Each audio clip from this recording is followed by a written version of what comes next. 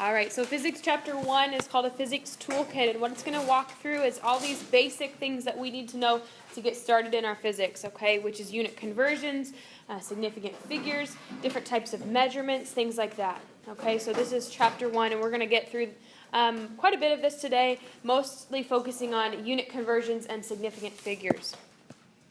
Okay, so these are just some things we're going to overview in the chapter here. We're going to learn how to use math as a tool, okay, to measure and predict things. Physics uses mostly equations. Okay, we're going to learn a lot of equations in order to solve these phenomena that happen in nature, okay, or to at least give us a picture of what's happening in nature. We're going to learn to apply precision and accuracy when measuring and how to tell the difference between those two things. And we're going to look at evaluating data graphically. Okay, the graphs will come into play a little bit more in the next couple chapters, but we're going to look at them just kind of briefly here in this first part. Okay, so this is just kind of an overview of what we're going to do for this first chapter. We're going to focus especially on this first bullet here, using mathematical tools to measure and predict. Okay.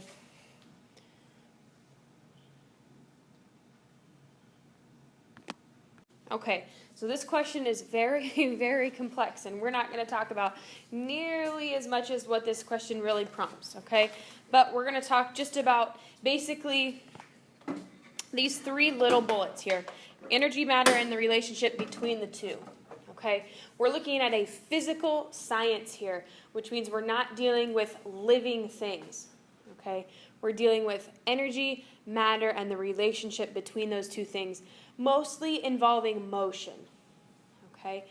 In upper level physics, you'll get into electricity, magnetism, lots of different things with waves and light. In high school physics, we pretty much focus on motion, how things move, why they move the way they do, and using math to solve for those certain phenomena, okay? We won't get into much of the other branches of physics, but we deal with energy, matter, and the relationship between the two. Okay, that's a very, very, very general statement of the term physics. All right. When we talk in physics and when we work in physics, much of this is done in the math language, you can call it, okay? We use equations a lot for physics. By the end of the year, you'll have an equation sheet that looks about like this, okay, with all kinds of different equations to solve all kinds of different problems, okay? Equations is how we go about solving every different situation, okay? So each chapter will designate about 5 or 6 equations that we can use to solve for different variables in that particular chapter or section that we're talking about, whether it's velocity, whether it's gravity, whether it's work, energy, momentum, all those different types of sections that we're going to cover, each have different equations and ways to solve for those things. So here's just a few questions that you need to ask yourself mathematically, okay, to work through physics. Can you rearrange an equation? Can you solve for a variable? Can you plug in numbers for multiple variables in an equation? Okay. Can you pick apart a word problem to identify variables and plug them into equation to solve for a missing variable? Okay. That's much of what physics math is. We are algebra and geometry based. We're not calculus based. So this is essentially what can get you through this class, is being able to plug in things from a word problem into an equation. Here. This example is just doing those three things: rearranging an equation, solving for a variable, picking things out of a word problem, okay? So this equation doesn't have anything to do with our first chapter. It doesn't have anything to do with really even material that we're going to cover. But I want to see if you can pick things out of a word problem and start to solve for a variable, okay? So this is talking about potential difference or voltage. These aren't things that we will get to in this class, but we're talking about a circuit, okay? So this is not necessarily part you need to have in your notes, but this equation is the one we're going to use. Okay, so we're going to use this first equation, which says volts is equal to amps times ohms, or V equals I times R. That's the equation that we're going to use. What do you think these here in parentheses mean? What might they be? Those are the units that go with each of those variables. Okay, so V This variable right here, the first one, it's measured in volts. Okay? This I right here is measured in amperes or amps, and the R is measured in ohms. Okay, so those would be our 3 units that go with them. Does that make sense? Okay, so let's see the word problem that actually asks us to solve for something now. The problem says, what is the resistance of a light bulb that has a 0.75 ampere current when plugged into a 120 volt outlet? Okay, we're going to use the equation given to solve for one of those 3 variables. Okay, so what is the resistance of a light bulb that has a 0.75 ampere current when plugged into a 120 volt outlet? Okay, all we're doing is taking this first equation, V equals I times R, and we're going to use this word problem and use that equation to try and solve. Okay, so based on this word problem, which of these variables do you think we'll be solving for? R. Very, very good. We're going to solve for R. Okay, so let's start plugging in what we know from our problem. Okay, given our problem here, what are those values going to tell us? What's the 0.75? What variable does that give us? I. And I like to list all my variables in the margins over here. I start to make a list on the side of what I have. Okay, so I have the value I, and it's 0.75. Okay, what do you think the 120 tells us? V, or volts. Good, so that's 120. And my R, that's going to be my question mark, because that's what I'm solving for. Okay, so all we're going to do now is plug into our equation. V is equal to 120, I is equal to 0.75, and we're going to solve for R. Okay, how mathematically do we go about solving for R? Divide what? Good, I'm going to divide my 0.75 over. And that's going to give me R equals 120 over 0.75, which should give me, what? 150? Or I got 160. Okay. And what should our units be if we know the units for R? Ohms, good. Ohms. Okay, it looks like this. Okay. All right, very good. How do we feel about solving for that variable? Simple enough, right? You took a word problem, you picked things out of that word problem based on their units alone, and were able to use the equation given. That's it. That's physics right there. Okay, if you can understand how to pick things out of a word problem just like this, and you're going to have a lot more background than you just did right here, you're going to be fine. Okay? Given, our equations will be more than 3 variables, but still doable. Okay? All right, so I'm going to give you a pretty general formula about how you should go about solving word problems. This is very general, so write down what you want. Okay, you don't have to write down every single word that I have up here, but I'm going to walk you through just a pretty general format of solving word problems. Okay, first thing is write what you know, and I told you I go about doing this by making a list in the margins. So I will start listing every variable that I can pick out of that word problem, whether it's velocity, whether it's time, whether it's distance, things like that. I'm going to start making a list in the margins just like I did for the first problem. I equals this, R equals question mark, because that's what I was solving for, V equals this. Okay, and that works best for me. Okay, if you find a system that works best for you, great. Okay, but first thing you've got to do is start writing down what you know. You've got to pick an equation. Okay, based on the chapters that we're doing, based on the problems we're solving for, you'll have a particular set of equations that will work for those type of problems.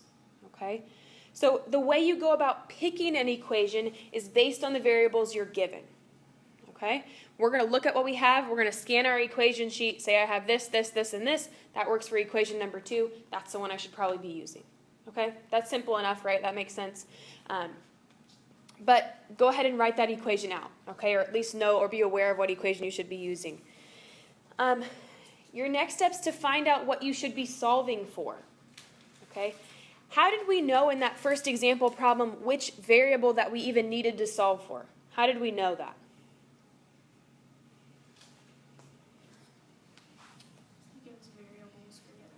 Yeah, I gave you numbers for the other 2 variables, first off. And it said what resistance, and we knew that was the variable R, right? We could kind of guess that that was a variable r. So not only reading the problem to see if the problem asks you how many seconds does it take, blah, blah, blah, what variable might you be solving for?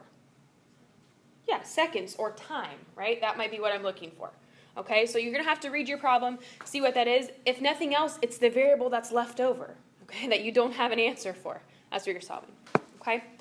After that, all you're going to do is plug and chug. Okay, that's what I call plugging and chugging. Once you have all your numbers and you have all your variables and you have your equation, you plug those numbers in and you chug along until you have an answer.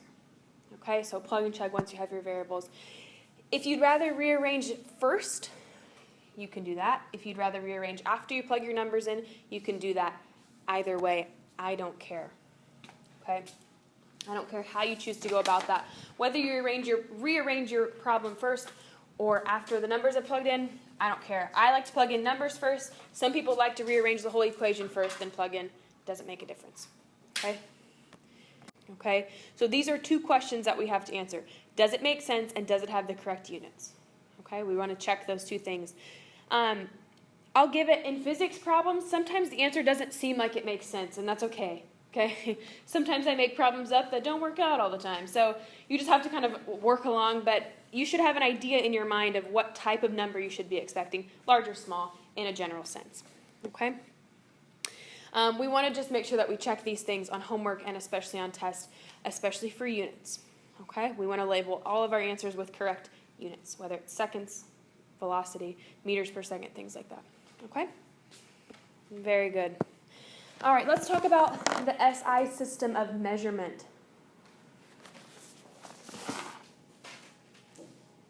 So what's the nickname for the SI system of measurement? What do most people know it as? Metric. Yeah, the metric system. Good. We call it the metric system most of the time. And does the U.S. use the metric system exclusively? No. We have our own system of measurement, okay? SI system is using meters, grams, liters, all those kinds of things. We use feet, inches, pounds, miles, things like that, okay? And we have to convert to the SI system. The reason that the SI system is in place is that so scientists throughout the entire world have a universal system of measurement, okay? If I reported scientific data in pounds, someone in Japan might not have any idea what that means, okay? But if I use it in kilograms or in grams, they at least have an idea of that magnitude, okay? Because they have the ability to convert that as well, okay? So we try to keep it universal so that scientists throughout the world understand the quantities and the distances and the measurements that we're talking about, okay? SI units are converted to different measurement systems in most countries, like the U.S. has their own measurement system, but quite a few actually just use the metric system as their system of measurement.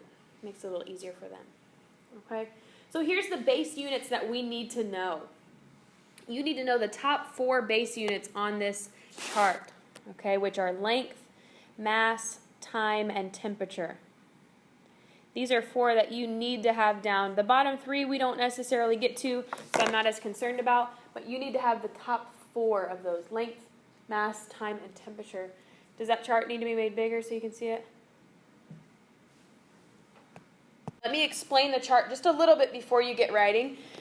I need you to know nano through mega, okay? Those are the ones that you need to know. And I'm going to explain this chart just a little bit because it's not the best one, but I can't find one that I really like that explains it well, I don't think. Yeah, you don't have to write the example section, but I'm going to explain kind of what I mean when I say write it down. So tell me, first of all, where the base unit fits into this chart. Between what 2 prefixes? Where would like just regular gram or regular meter fit here?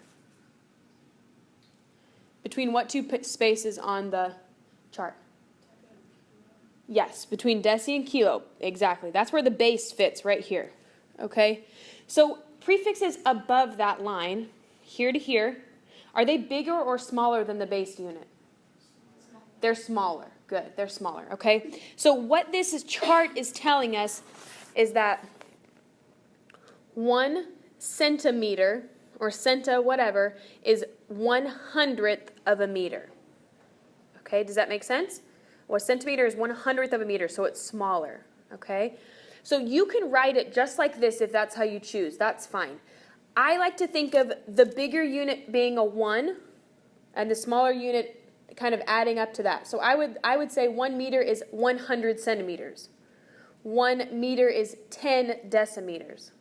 Does that make sense? So 1 meter would be 1 times 10 to the 9th nanometers. That's how I prefer to remember them. But if you would rather do it this way like the chart says, that's completely fine too. Okay, what this is saying is that a nanometer is 1 times 10 to the negative 9th meters. Okay, does that make sense?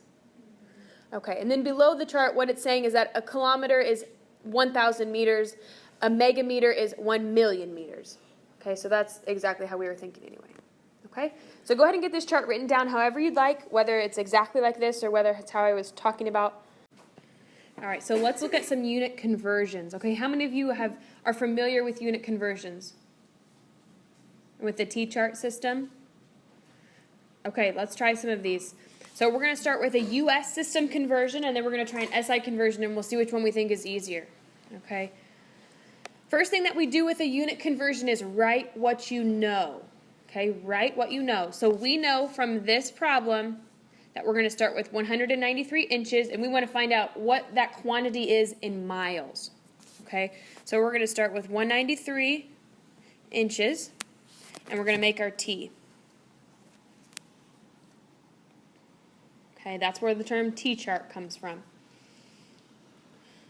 This is a process that you need to start getting really familiar with because we do a lot of unit conversions in physics.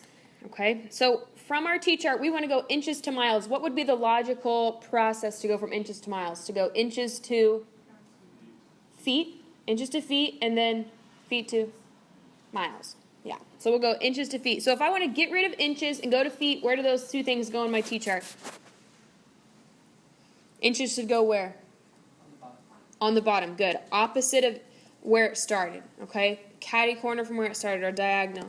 So we want to go inches to feet. Okay? Because we can cancel things in our T-chart, things that are diagonal. Okay? Or at least one on the top, one on the bottom. So which of those two units is bigger, feet or inches? Feet. I like to give the bigger unit the 1. Okay? Bigger unit between those usually gets the 1. So how many inches are in 1 foot? 12. Very good. Okay, so now I'm done with inches. I have canceled out that unit. So if I stopped my T-chart right now and I did the math, what unit would I be left in? Feet. Just feet. And that's not what I want. So I want to go from feet to miles. Okay, and which of those units bigger? Miles. Good. And tell me how many feet are in 1 mile? 5,280 feet. Okay, so we're done with feet now. We've canceled that. We are left in miles, which is exactly what we want. Okay, to now do the math, we will multiply across the whole top, divide by the whole bottom. Okay, so we're going to take 193 divided by 12 divided by 5,280. Okay, so tell me why this is incorrect. If I take in my calculator 193 divided by 12 times 5,280, why won't that work? Yeah, both of those are on the bottom, so they both need to be divided by. So either you have to put parentheses around that 12 times 5,280, or you hit divide by 12, divide by 5,280. Okay? Should we be getting a big number or a small number?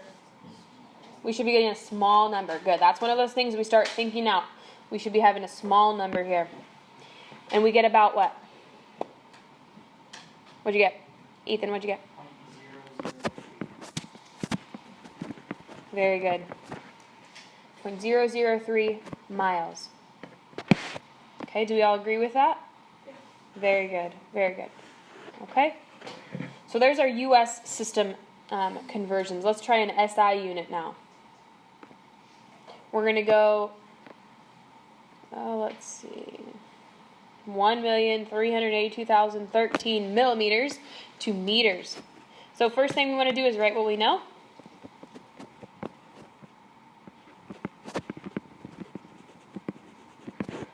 Make our T.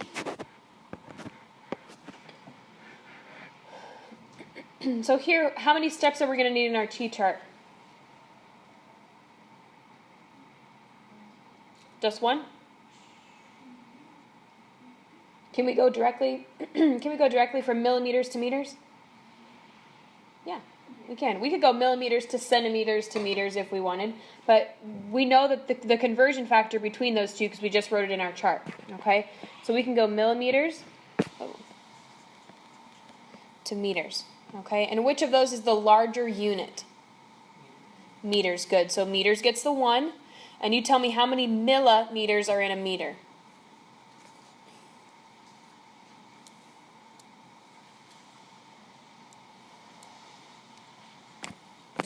1,000. Very, very good.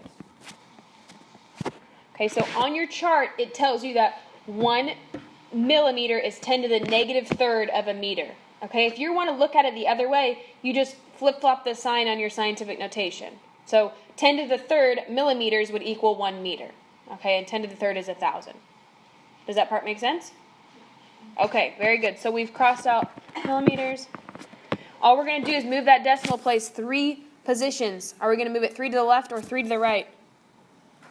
Left. Good, because we're dividing by 1,000. So we have 138.2.013 meters.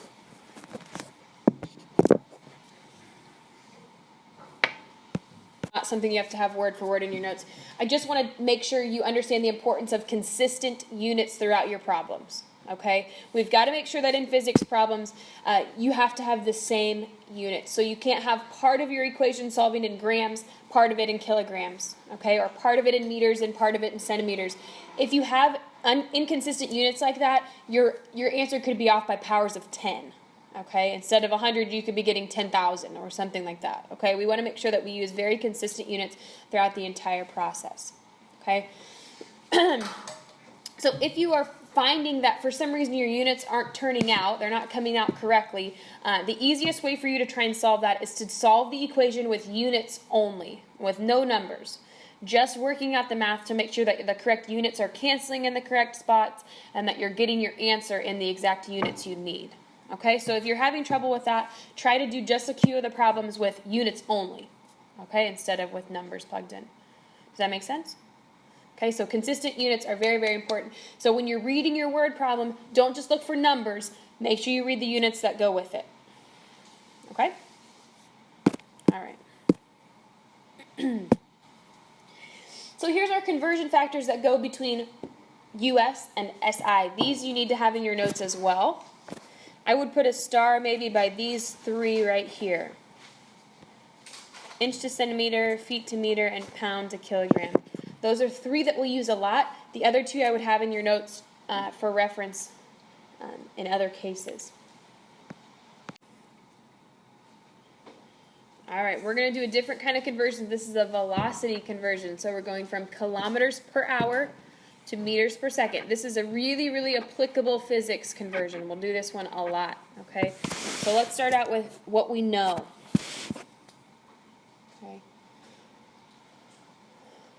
I'll give you a few seconds to get it written down, and then we'll start with our T-chart.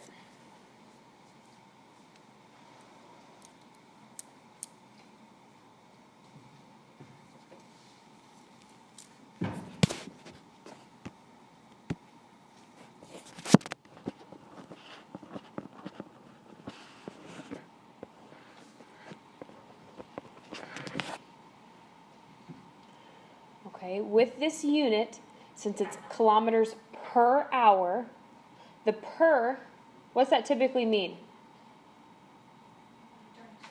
Under, yeah, or it means divide by. Okay, per means divide by. So what we're saying is that we're moving 90 kilometers in 1 hour. That's the rate at which we're traveling. Okay, and rate is distance over time. Okay, so we're taking our distance over our time, 90 kilometers per hour. You do not have to put this 1 in here. Okay, you don't have to do that. I'm just showing you that it kind of fits. Okay, so we're going to go from kilometers per hour to meters per second. So this takes a couple extra steps in our T-chart. All right, so let's go from kilometers to meters first. If I want to go from kilometers to meters, where do they need to go on my T-chart? Kilometers goes top or bottom? Bottom. Kilometers goes bottom. We want to go 2 meters. So which of those units is bigger? A kilometer is bigger. Okay, kilometer is bigger. So tell me how many meters are in a kilometer? 1,000. Very good. Kilo always means 1,000 of the base. Okay? We've got to make sure that we make that distinction because a lot of people get tripped up on that one in particular for some reason. Okay? So kilo is always bigger unit. It's 1,000 of the base. So now I'm done with kilometers, and I'm left in meters right now. So if I stopped, what would my units be left as? Meters per hour. Exactly. Okay? And that's not what we want.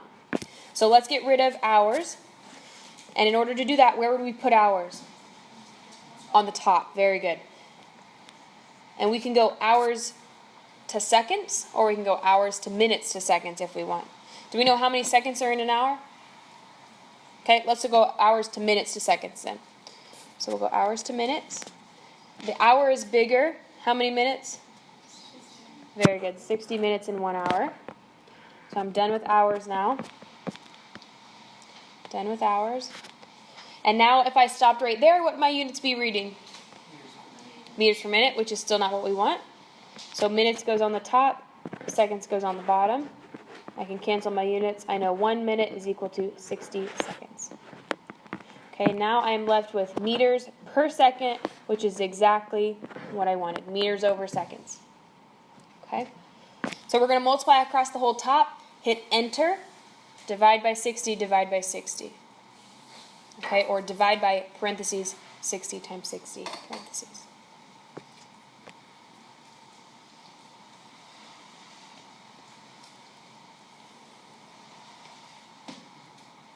All right, Aiden, what'd you get?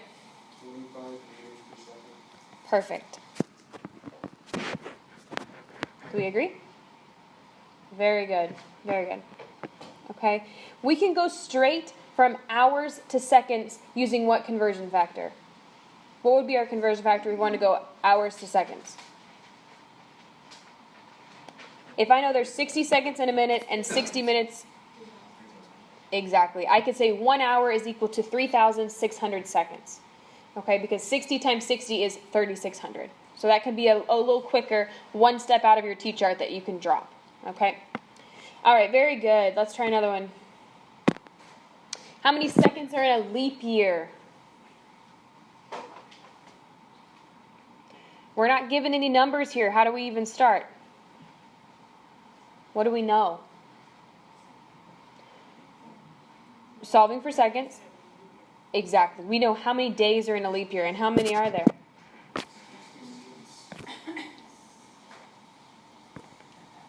How many? Very good. 366.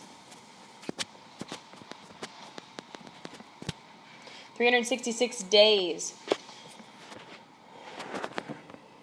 All right, so we're going to go from days to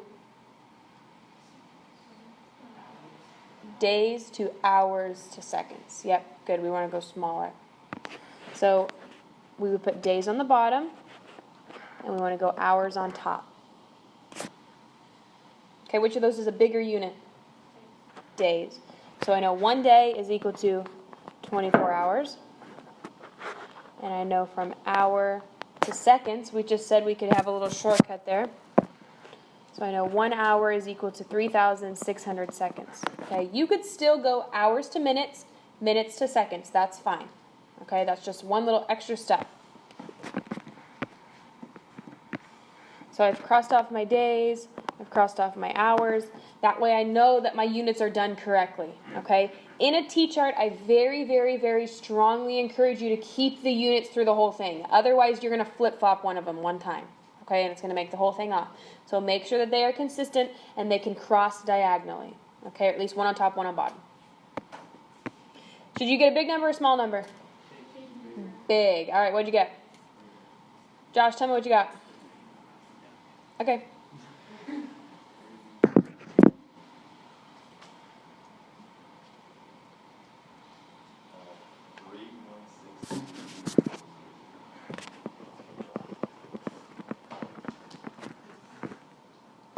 There?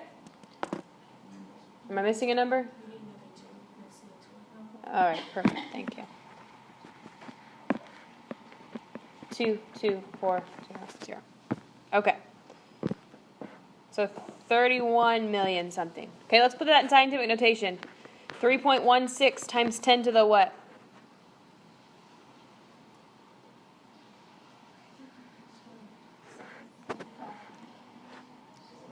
10 to the 7th. Good. We start our decimal place where we want it right here, and we go 1, 2, 3, 4, 5, 6, 7. Okay? So times 10 to the 7th seconds. Very nice. Okay, do we feel comfortable with scientific notation? Okay, good. All right, let's try this one on your own. I want you to send this conversion. A bird's flying 1.3 meters per second, and we want to take it to miles per hour. Okay, so here we're going from SI to US units. So you need to maybe flip back at that conversion factor chart you put into your notes. Right, we're going 1.3 meters per second to miles per hour. And there's a couple different ways you can go about this that might give you slightly different answers, and that's okay. Okay, so I have up on the board 2 different ways you can go about doing this. Okay, the top one is a few less steps. It goes from meters to feet to miles, and then from seconds to hours. The bottom one goes from meters to centimeters to inches to feet to miles, and then seconds to hours. Okay, 2 different ways you can go about it. You'll get slightly different answers, but that's okay. Okay, it's because that feet to meters conversion is not 100% exact like the inches to centimeters one is. Okay, so that's what the difference is. So it's okay if you have slightly different answers, but those are 2 different ways you can go about that. Okay, so we should end up with somewhere around 3 miles per hour. Very good. All right, let's talk about significant figures now. So we're going to switch gears just a little bit to the second focus of our unit today. It's significant figures. Are significant figures familiar to anyone? Right? You learned about those in chemistry, hopefully. Okay, so we're going to look at significant digits or significant figures in a measurement. Okay. Let's say, for example, you can just think through this one. You don't have to necessarily write it down. For example, a meter stick's used to measure something, okay? And your measurement shows that it's 14.3 centimeters. This measurement is said to have 3 significant figures, okay? 14.3 has 3 significant figures. 2 of those are measured, and 2 of them are ones that we know of. 1 of them is estimated, okay? So whenever we measure something, we read what this instrument gives us, and we estimate 1 more digit. Okay, so we read whatever it gives us, and we estimate 1 more.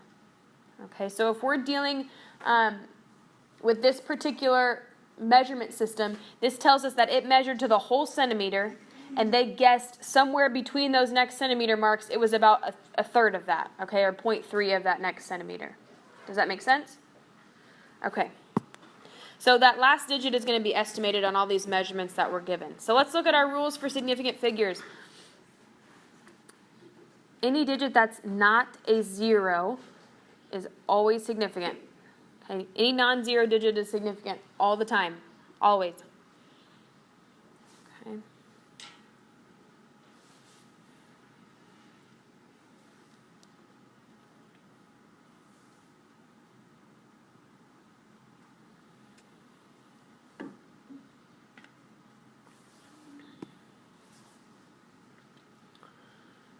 Alright, so non-zero digits are significant. Zeros to the right of digits after a decimal point are significant. And what that looks like would be something like this. Zeros to the right of a decimal point after the digit. Either of those 2 things are examples of that. Okay? We have zeros to the right of a digit after a decimal point. Tell me why these 2 zeros really are significant in either of these cases. Okay, do you have any guess as to why they would be significant? Yeah, Rose, what do you think? Because they were measured to that point. Exactly. Okay, this is telling us it's exactly 5.00. Okay, we know it's exactly that. If we just thought it was around 5, we would have just said 5. But since we know it's 5.00, we're telling them this is exactly what we think the measurement is. Okay, so those 2 zeros matter. They are significant. Okay, same thing with the next example. All right, next, zeros to the left of digits are non-significant. Okay, they're placeholders for the decimal point. So zeros to the left of digits are non-significant.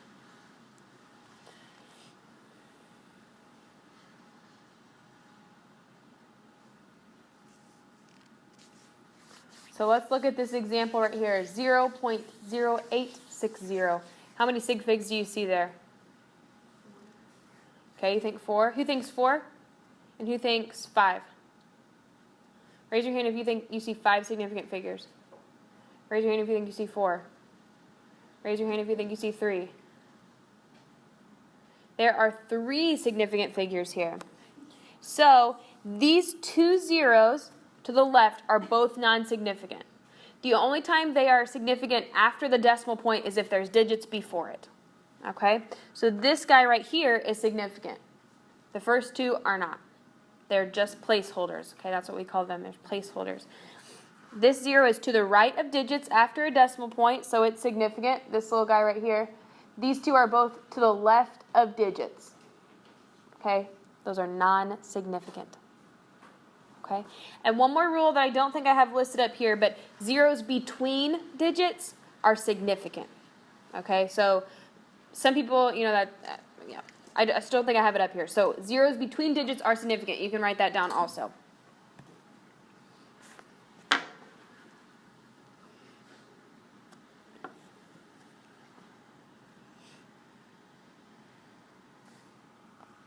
All right, and then our other rule is anything in scientific notation is significant.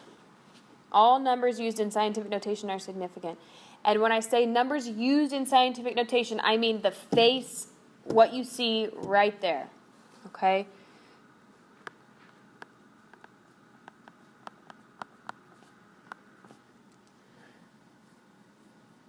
All right, so how many sig figs might that number have?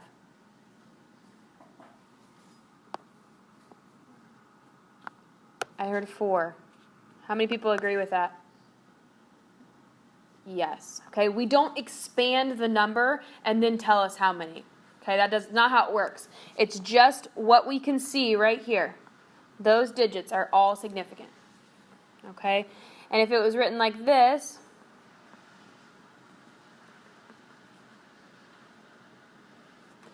how many significant figures would we have?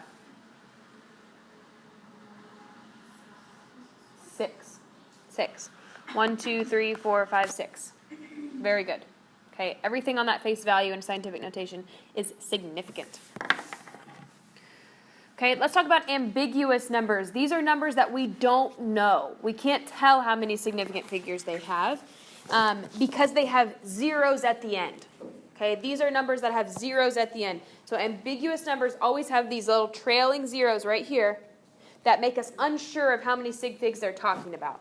Okay, do these people think it's around 120,000 or do they think it's exactly 120,000? Okay, because you guys know when you use scientific notation, you could be abbreviating a lot of numbers. Okay, it could be 121,496, but we might abbreviate it to 1.2 times 10 to the something. Okay, so a lot can be left out in those types of things. So when we're talking about ambiguous numbers, we think about things that have zeros at the end that leave us unsure. Okay? So this particular number could have 2, could have 6, it could have 10, depending on the number of decimal places it's read to. It could be all those types of things. So this is an ambiguous number. Okay, this bullet the last bullet right here tells us ways that we fix ambiguous numbers. Okay, there's 2 ways that you can fix an ambiguous number. Those ways are putting it in scientific notation, right? Because we know every number in scientific notation is significant. Or you can add a decimal place. Okay? If we think it's exactly 120,000, right? 120,000.00, that gives us a lot of sig figs. Okay? If we think it's somewhere around 120,000 and we only need 2 sig figs, it's not very exact, we'd put it in scientific notation. Okay? So significant figures kind of tell us how exact a measurement really is. Okay? So there's 2 ways to fix ambiguous numbers. Those are your 2 ways. Scientific notation or put a decimal place in. All right, scientists do not like ambiguous numbers, so we want to avoid those at all costs.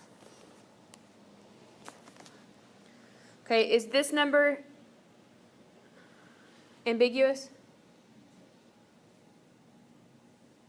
Raise your hand if you think yes. Raise your hand if you think no. Why is it not ambiguous? It is not. But why? No zeros at the end, exactly. An ambiguous number would have zeros at the end, okay? So this number is ambiguous because we don't know if it's 10.00. We don't know if it's around 10 or it's rounded to 10 or something like that. We don't know. So it's ambiguous. So I could have one significant figure, it could have 6, we don't know, okay? So any of those, 318, 1045, those are all regular numbers. They have all significant figures. Only with trailing zeros do they become ambiguous.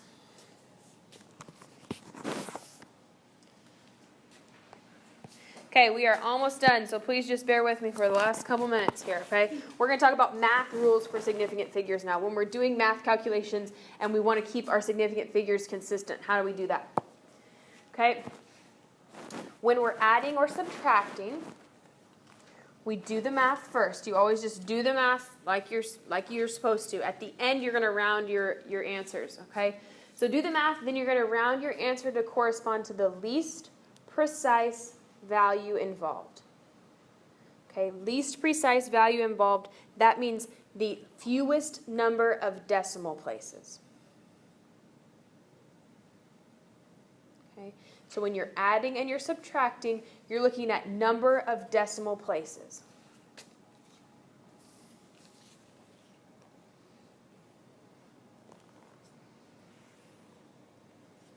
Okay, so you might want to make that extra little note there. You're talking about number of decimal points.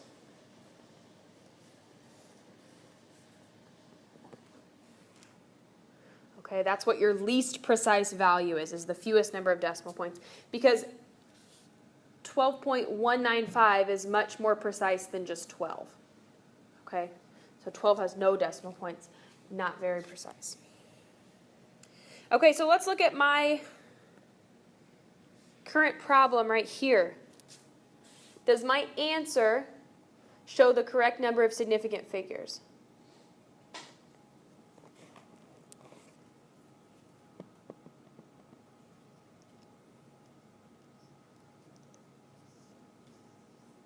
Elena says no. What do you think, Elena? What should it be?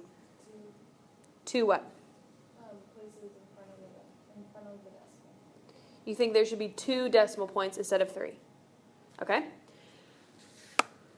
We should only technically have 1 decimal place because our least precise right here, 14.0, only has 1 decimal place. Does that make sense? So we started with these 2 values, 12.520, and we started with 14.0. That means our answer should be rounded to only 1 decimal place. Okay, does that make sense? Okay. So we're going to basically just round our answer to 26.5. Okay? That way we're left with 1 decimal place, which is what our least precise measurement started with. 1 decimal place. Okay? Does that make sense? All right. Now our rules for multiplication and division are a little bit different. Multiplying or dividing, we do the math just like normal. Then we're going to round your answer to the same number of SigFigs as the least precise measurement. Okay? So you're going to round your answer to the fewest number of SigFigs.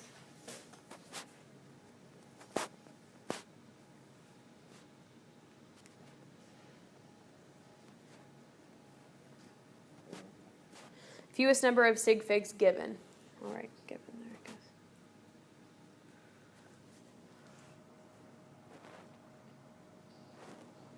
Okay, so let's take a look at our example here.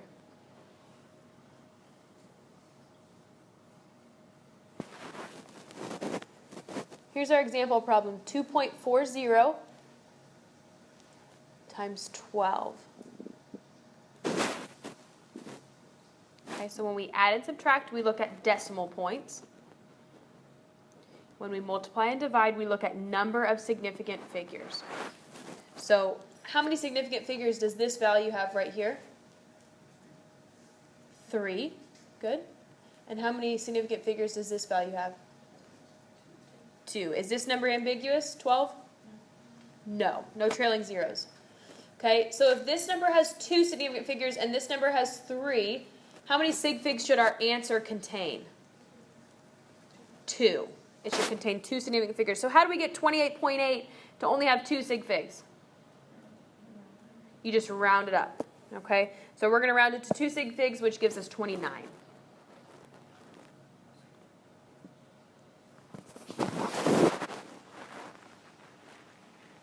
Okay, so you see the fewer sig figs you can have, the least precise your measurement will get. Okay, it will become more, you'll have more and more error on your number if you have fewer significant figures. Okay, because 28.8 is much more exact than 29.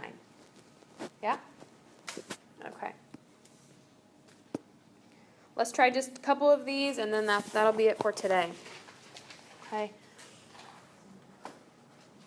So I want your answers to contain the correct number of significant figures.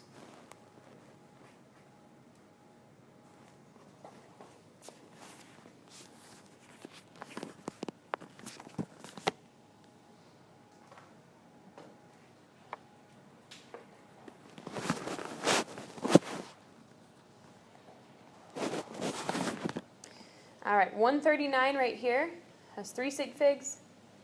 2.3 has 2. So your answer, somebody give me your raw answer that you have with just the math. 319. Tell me one more time. 319.7. 319.7. Okay, that's our raw answer. And we should have 2 significant figures. How do we condense this to only have 2 significant figures?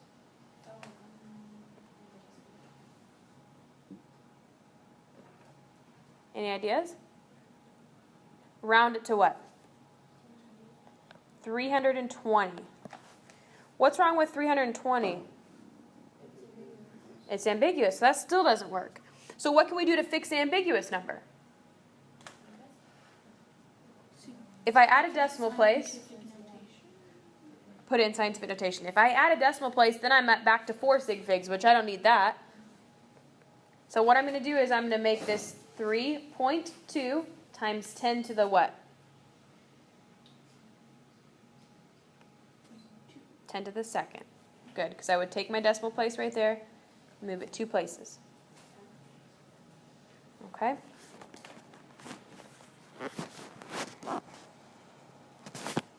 The reason that it's not 3.1 times 10 to the second is because this 9 allows us to round up to a 2. Okay, we want to try and get it as precise as we can given the number of sig figs. So we should end up here with 3.2 times 10 to the second.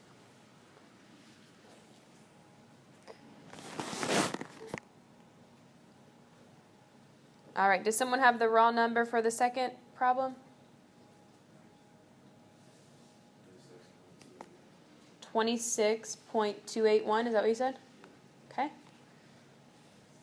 And how many decimal places should we round our answer to?